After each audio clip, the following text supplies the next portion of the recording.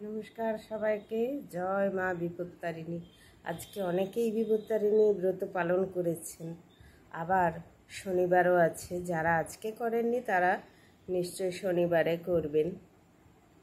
আর এই ব্রতের নিয়ম হচ্ছে 13টি ফুল, 13 রকমের ফুল, 13 রকমের ফল, 13 রকমের মিষ্টান্ন, এই সমস্ত দিয়ে আর লাল সুতোয় 13টি গিঁট বেঁধে 13টি দূর্বা দিয়ে ডোর বেঁধে ব্রতী হাতে পরবে। মেয়েরা যেদিন উপবাস করবে সেদিন ডান হাতে পরবে, 3 দিন পরে বাম হাতে পরবে, আর ছেলেরা ডান হাতে পরবে। এটি করা হয় কেননা মা দুর্গার প্রসাদ পাওয়ার জন্য, মা দুর্গার কৃপা লাভের জন্য। আমরা সারা বছর এই ডোর হাতে রেখে দিই তার কৃপা লাভের জন্য, যে মা আছেন আমাদের রক্ষা করবেন। মা বিপত্তারিণী সবসময় বিপদ থেকে রক্ষা করবেন। এখন তো সবসময় বিপদ আপদ লেগেই আছে, তাই আমরা কেউ বাড়ি থেকে বেরোলেও দুর্গা দুর্গা দুর্গা বলি। কেননা আমরা মা দুর্গাকে ছাড়া আর কাকেই বা চিনি? যিনি শ্রী হরি তিনিই বিষ্ণু, তিনিই নারায়ণ, তিনিই হর হর মহাদেব, তিনিই মা দুর্গা। এক ঈশ্বর, অনেক রকম রূপ তার। তো যখন তিনি যে রূপে পুজো পান আমরা তাকে তখন সেই রূপেই পুজো করি। মা বিপত্তারিণীর ব্রত কথায় কি আছে যে এক রানী তিনি সই পাতিয়েছিলেন এক মুচিনির সঙ্গে।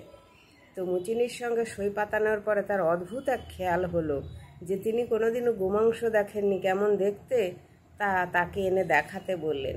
তা মুচিনি সই একদিন চুপড়ি ভরে আর গোমাংস এনে তাকে দেখালে। তো সে তখন কি করলে, সেটি তাড়াতাড়ি নিজের ঘরে লুকিয়ে রাখলে। আর এই খবর পেয়ে গেলেন রাজা এক দাসীর মুখে। তিনি তো রেগে ক্রোধে অগ্নিশর্মা হয়ে গেলেন যে এক্ষুনি রানীর আমি গর্দান নেব যদি এই ঘটনা সত্য হয়। তো তিনি এসে রানীকে বললেন, কোথায় তুমি গোমাংস লুকিয়ে রেখেছো, এক্ষুনি দেখাও।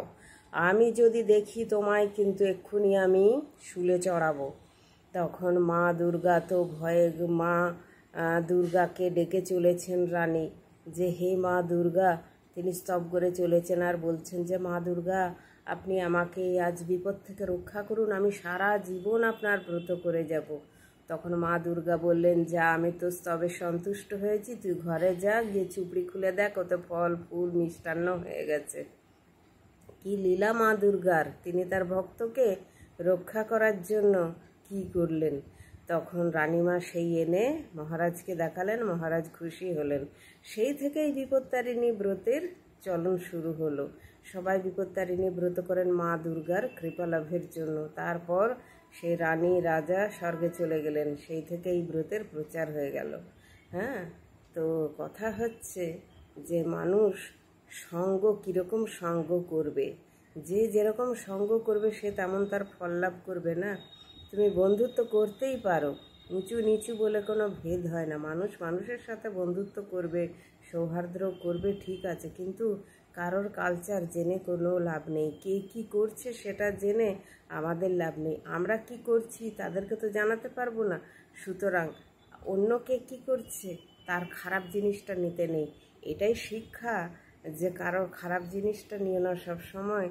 কারোর কিছু দেখলে তার ভালোটা নেবার চেষ্টা করো। এই ব্রতের বিধানে এটাই কিন্তু মানুষকে শিক্ষা দিয়ে গেছেন মা দুর্গা, যে তোমরা সবসময় ভালো কিছু করার চেষ্টা করো, খারাপ কিছু করার চেষ্টা করো না।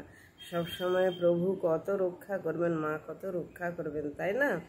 তাই সবসময় মানুষকে ভালো চিন্তা ভাবনা করতে হয়, ভালো মনোভাব নিয়ে চলতে হয়, আর সব সময় ভগবানের চরণে ভক্তি রেখে চলতে হয়।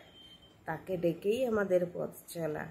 এই তো 80 লক্ষ জনে ভ্রমণ করে মানুষ, আমরা মানব জন্ম পেয়েছি, আবার কি কর্ম করছি, আবার 80 লক্ষ জনই ভ্রমণ করব কিনা তাই বা কে জানে। তাই সবসময় চেষ্টা করবেন যে কেউ কিছু ভালো করছে সেটা দেখে ভালো হওয়ার। মানুষ ভালো হতেই পছন্দ করে, কারণ খারাপটা নেবেন না, সবসময় মানুষের ভালোটা নেবেন। খুব ভালো থাকবেন সব সময় মা দুর্গার আশীর্বাদে। আর কিছুদিন পরেই মা আসছেন মহামায়া 10 হাতে সবাইকে রক্ষা করতে। জয় মা দুর্গা। সবাই খুব ভালো থাকবেন। জয় মা দুর্গা। রাধে রাধে।